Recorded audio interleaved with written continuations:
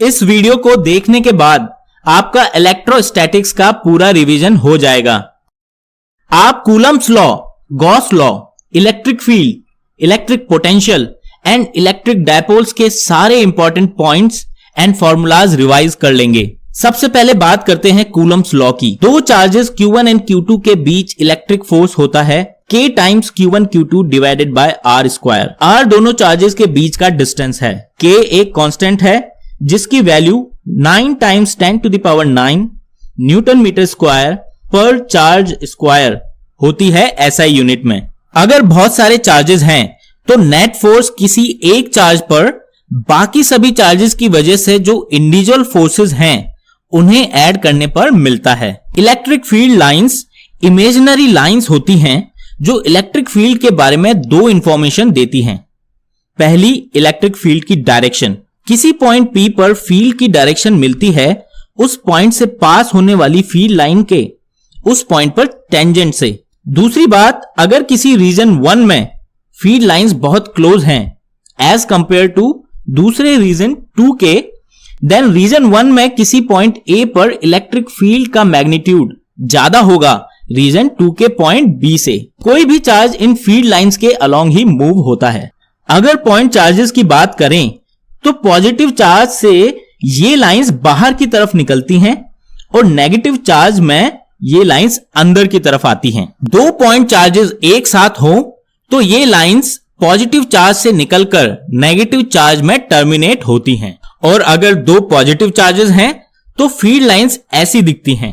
Electric field की value दोनों के बीच में किसी एक पॉइंट पर इस वाले केस में 0 होती हैं। सिमिलरली दो नेगेटिव चार्जेस की वजह से फील्ड लाइंस ऐसी दिखती है। अगर किसी चार्ज का मैग्नीट्यूड ज्यादा है तो उससे फील्ड लाइंस ज्यादा ओरिजिनेट या टर्मिनेट होगी एज कंपेयर टू जिसका चार्ज कम है। इलेक्ट्रिक फील्ड लाइंस कभी क्लोज लूप नहीं बना सकती हैं। Electric potential energy. Electric field अगर किसी चार्ज को पॉइंट A से पॉइंट B मूव करती है तो उसके द्वारा उस चार्ज पर किया गया वर्क होता है integration of dot product of force vector and displacement vector from point A to B, जहां पे ds स्मॉल डिस्प्लेसमेंट है, F फोर्स वेक्टर है and theta force and displacement के बीच का इलेक्ट्रिक फील्ड फोर्स एक कंजर्वेटिव फोर्स है। मतलब एक चार्ज को मूव करने में इस फोर्स ने जो वर्क किया है वो चार्ज की इनिशियल एंड फाइनल पोजीशन यानी point A and point B और इस बात पर डिपेंड नहीं करता है उसने क्या पाथ या ट्रेजेक्टरी फॉलो की है। कंजर्वेटिव फोर्सेस के लिए ही potential and potential energy define कर सकते हैं। पॉइंट A पर जो पोटेंशियल एनर्जी है और पॉइंट B पर जो पोटेंशियल एनर्जी है दोनों का डिफरेंस ही वर्क डन होगा में। लेकिन चेंज इन पोटेंशियल एनर्जी की बात करें तो वो होती है डेल्टा U यानी UB माइनस UA, जिसकी वैल्यू होगी negative of work done from point A to B। दो पॉइंट चार्जेस के केस में इलेक्ट्रिक पोटेंशियल एनर्जी की वैल्यू होती है U equals to K Q1 Q2 divided by R, जहां R दोनों के बीच का डिस्टेंस है। अगर मोर देन 2 चार्जेस हैं तो टोटल इलेक्ट्रिक पोटेंशियल एनर्जी सभी पेयर ऑफ चार्जेस की वजह से जो इंडिविजुअल पोटेंशियल एनर्जी है उन्हें ऐड करके मिलती है। अगर 3 चार्जेस का केस देखें तो पोटेंशियल एनर्जी इस इक्वेशन से दी जाती है। और मान लीजिए अगर चार्जेस 4 हैं तो पोटेंशियल एनर्जी इस इक्वेशन से दी जाएगी। इलेक्ट्रिक पोटेंशियल की बात करते हैं।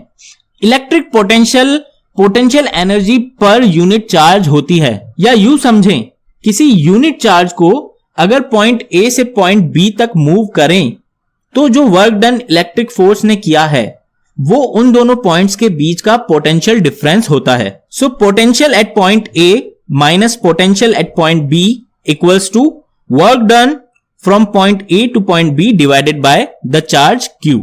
अगर इलेक्ट्रिक फोर्स की जगह कोई एक्सटर्नल फोर्स है जो चार्ज मूव कर रहा है तो उसके द्वारा किया वर्क दिया जाएगा इस इक्वेशन से। यहां ये external force positive charge Q0 को B से A मूव कर रहा है opposite to the electric field direction. इसीलिए work done by external force होगा negative of work done by electric force. अगर पॉइंट बी इंफिनिटी पर है तो work done by external force होगा charge Q naught multiply by potential at point A, क्योंकि potential at infinity को 0 माना जाता है। पॉइंट चार्ज Q की वजह से किसी r डिस्टेंस पर पोटेंशियल की वैल्यू होती है KQ डिवाइडेड बाय R। अगर मोर देन 1 चार्जेस हैं तो किसी पॉइंट पर पोटेंशियल सभी चार्जेस की वजह से उस पॉइंट पर जो पोटेंशियल है उन्हें ऐड करके आता है। कंटिन्यूअस चार्ज डिस्ट्रीब्यूशन के लिए इसे लिखा जाता है इंटीग्रल फॉर्म में। इलेक्ट्रिक फील्ड और इलेक्ट्रिक पोटेंशियल जिस फंक्शन से रिलेट होते हैं वो ये फंक्शन है।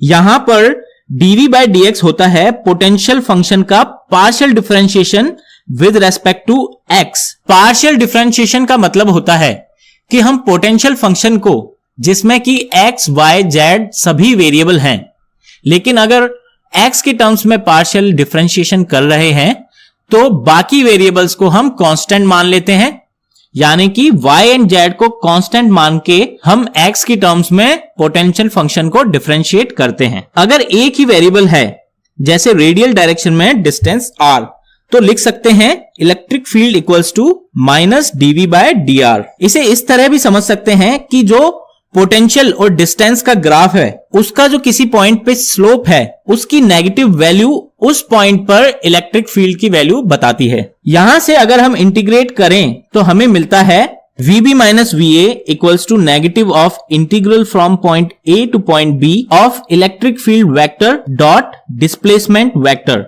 यहां से पता लगता है कि इलेक्ट्रिक फील्ड लाइंस हमेशा हायर पोटेंशियल से लोअर पोटेंशियल की तरफ मूव करती हैं, क्योंकि इलेक्ट्रिक फील्ड की डायरेक्शन में VB माइनस VA नेगेटिव होगा, यानी VA is greater than VB। अगर इलेक्ट्रिक फील्ड के परपेंडिकुलर मूव करेंगे तो हर पॉइंट पर पोटेंशियल सेम होगा, क्योंकि उस केस में इलेक्ट्रिक फील्ड वेक्टर E और डिस्प्लेसमेंट वेक्टर dr का जो डॉट प्रोडक्ट है वो 0 होगा और potential at point A equals to potential at point B आ जाएगा। यूनिफॉर्म इलेक्ट्रिक फील्ड के लिए लिख सकते हैं V equals to E times D, जहां पे D दो पॉइंट्स के बीच में डिस्प्लेसमेंट का अलोंग इलेक्ट्रिक फील्ड कंपोनेंट होता है। अब बात करते हैं इक्विपोटेंशियल सरफेसेस की। इक्विपोटेंशियल सरफेसेस हैं वो 3 डायमेंशनल सरफेस जिस पर हर पॉइंट का इलेक्ट्रिक पोटेंशियल वैल्यू सेम होता है। इसका मतलब पोटेंशियल डिफरेंस किसी भी दो पॉइंट के बीच इस सरफेस पर 0 होगा और इसीलिए वर्क डन भी 0 होगा किसी भी दो पॉइंट्स के बीच। अगर वर्क डन 0 है मतलब इलेक्ट्रिक फील्ड हमेशा इस सरफेस के परपेंडिकुलर होगी। तो 2 पॉइंट्स याद रखें, electric field lines equipotential surfaces के परपेंडिकुलर होंगी और इलेक्ट्रिक फील्ड की डायरेक्शन के अलोंग पोटेंशियल की वैल्यू कम होती जाती है। अब बात करते हैं इलेक्ट्रिक डायपोल की। दो इक्वल एंड अपोजिट चार्जेस जब हमेशा एक फिक्स डिस्टेंस से सेपरेटेड रहते हैं तो इलेक्ट्रिक डायपोल कहलाते हैं। हर इलेक्ट्रिक डायपोल का एक मोमेंट होता है जिसे P से डिनोट करते हैं। इसकी वैल्यू होती है P equals to 2A times Q, जहां 2A दोनों चार्जेस के बीच का डिस्टेंस है।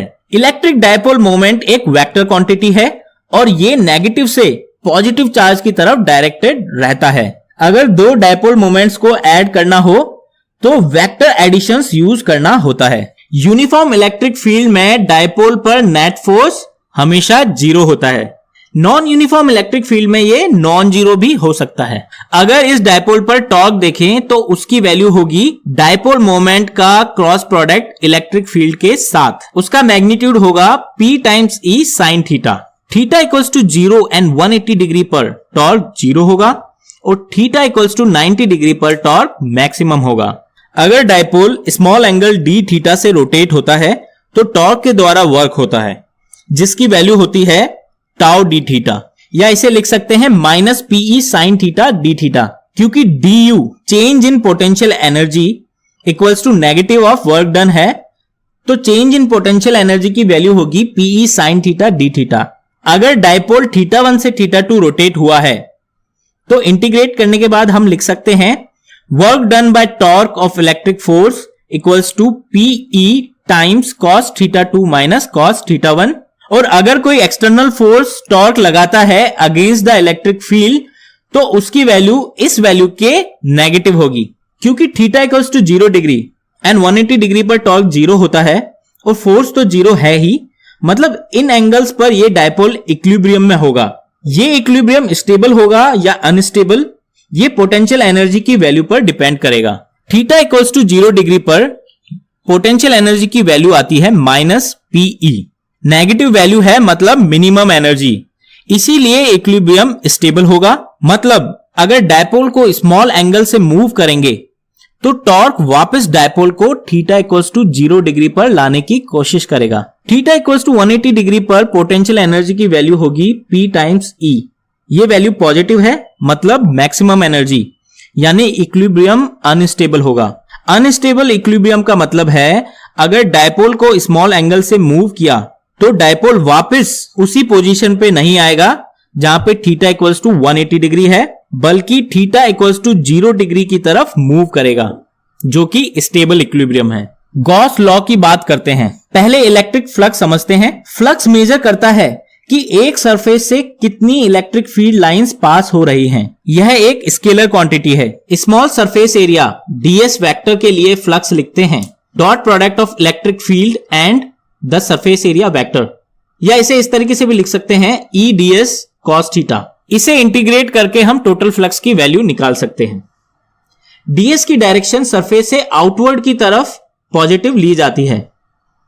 अगर थीटा इक्वल्स टू 0 डिग्री है, या ये कहें कि इलेक्ट्रिक फील्ड सरफेस के परपेंडिकुलर है, तो टोटल फ्लक्स की वैल्यू होगी electric field times total surface area. और अगर थीटा इक्वल्स टू 90 डिग्री है, मतलब इलेक्ट्रिक फील्ड सरफेस के पैरेलल है, तो फ्लक्स 0 होगा।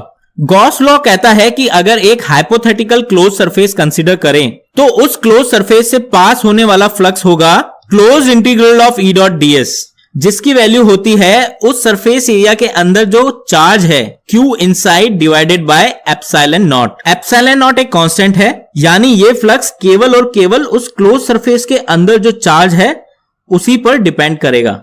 अब बात करते हैं कंडक्टर्स की। कंडक्टिंग मटेरियल के अंदर इलेक्ट्रिक फील्ड 0 होता है, क्योंकि कंडक्टर्स में इलेक्ट्रॉन्स फ्रीली मूव कर सकते हैं, और अगर कोई भी इलेक्ट्रिक फील्ड अंदर एग्जिस्ट करती है तो वो इलेक्ट्रॉन्स पर फोर्स एक्सर्ट करेगी, और इलेक्ट्रॉन्स तब तक मूव करेंगे जब तक रिजल्टेंट फील्ड वैल्यू 0 ना हो जाए। अगर इलेक्ट्रिक फील्ड 0 है तो गॉस लॉ से कह सकते हैं कि चार्ज एनक्लोज भी 0 होगा, यानी अगर हम कंडक्टर को कोई चार्ज Q देते हैं तो वो उसकी सरफेस पर ही रहेगा, अंदर नहीं। फील्ड लाइंस की बात करें तो क्योंकि कंडक्टर के अंदर इलेक्ट्रिक फील्ड 0 है, इसलिए कोई फील्ड लाइन कंडक्टर के अंदर एंटर नहीं कर सकती। ये लाइंस कंडक्टर की सरफेस के परपेंडिकुलर होती हैं।